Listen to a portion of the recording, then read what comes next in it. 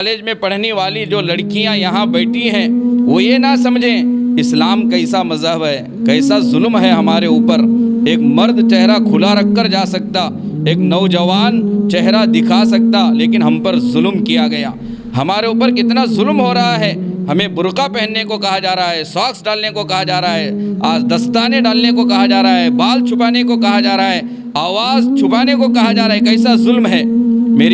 میری دینی بہنیں، یہ آپ پر ظلم نہیں ہے، یہ آپ پر احسان ہے، یہ اللہ کا احسان ہے، یہ شریعت کا احسان ہے، یہ دین کا احسان ہے۔ کیونکہ عورت کے لیے سب سے قیمتی چیز اگر کوئی ہے تو وہ سونا چاندی نہیں ہے، وہ زیورات نہیں ہیں، وہ جائیداد نہیں ہے، وہ دنیا کی کوئی چیز نہیں ہے۔ ایک عورت کے لیے سب سے قیمتی چیز اگر کوئی ہے تو وہ عورت کا جسم ہے، وہ عورت کی حیا ہے، وہ عورت کی شرم ہے۔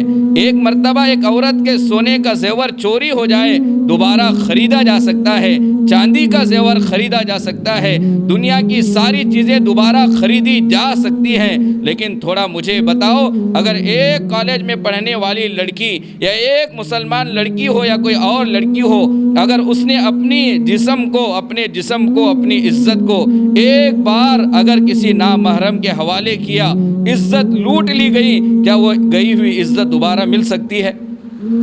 گئی ہوئی چیز دوبارہ حاصل ہو سکتی ہے؟ نہیں مل سکتی میری بہن۔ اسی لیے شریعت میں کہا گیا عورت بہت قیمتی چیز ہے اور قیمتی چیز کو چھپایا جاتا ہے۔ سونے کے زیورات، چاندی کے زیورات فنکشن سے واپس جا کر کچن میں نہیں رکھے جاتے، جھاڑو جہاں رکھی جاتی ہے وہاں نہیں رکھے جاتے، بیڈ روم میں پھینکا نہیں جاتا، ہال میں نہیں رکھا جاتا، باہر نہیں رکھا جاتا، صوفے پہ نہیں رکھا جاتا۔ سونے کے زیورات، چاندی کے زیورات ایک بہن، ایک عورت کہاں رکھتی ہے؟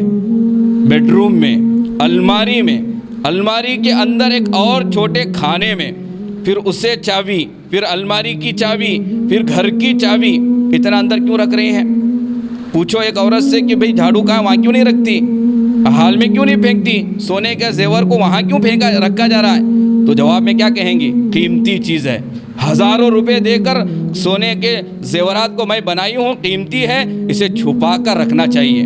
لہذا میری بہنیں، میری مائیں، سونے کے زیورات سے زیادہ قیمتی اللہ نے تمہیں بنایا ہے۔